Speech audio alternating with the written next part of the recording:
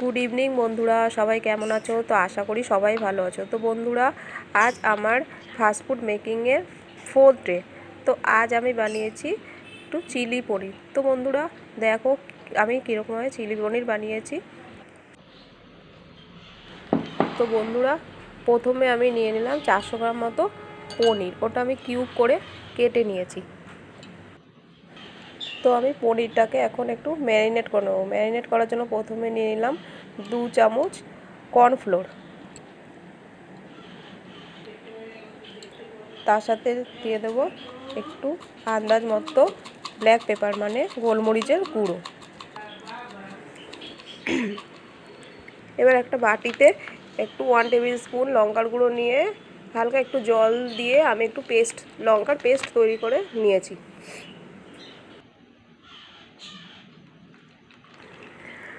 তো পেস্টটা একটু পাতলা মতো বানানোর চেষ্টা করবেন যাতে পনিরের মধ্যে ভালো মতো মিশে যায়। সব উপকরণগুলো দিয়ে আমি ভালো মতো পনিরটাকে মিক্স করে নিয়ে আধা ঘন্টা মতো এটাকে ম্যারিনেট করতে রেখে দেবো।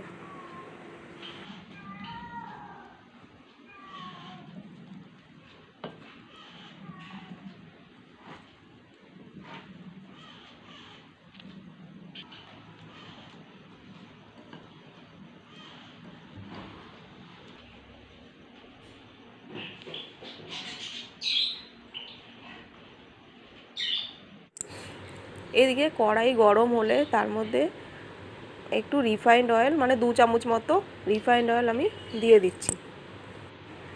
তেলটা গরম হলে আমি ম্যারিনেট করা পনিরগুলো দিয়ে হালকা মতো একটু ভেজে নেব। দেখতে হবে যাতে বেশি পরিমাণ ভাজা না হয়।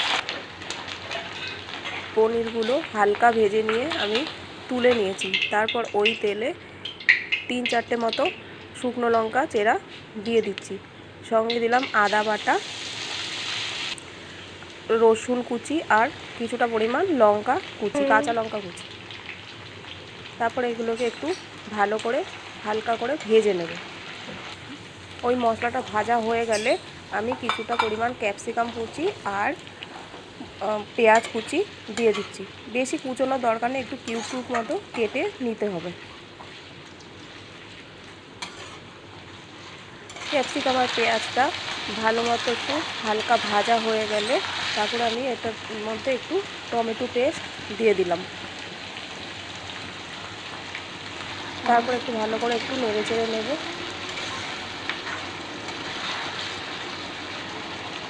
তারপর দিয়ে দিলাম একটু টমেটো সস, 2 টেবিল স্পুন মতো টমেটো সস আমি ইউজ করেছি।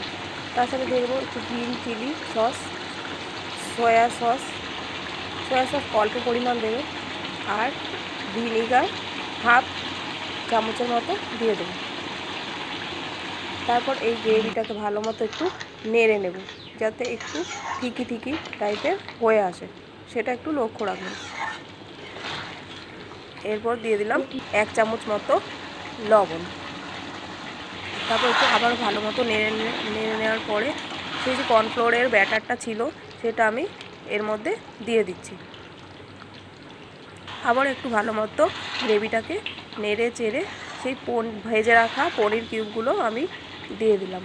তারপর আরেকটু নেড়ে ভালো মতো এটা মশলার সাথে মিশিয়ে নিচ্ছি।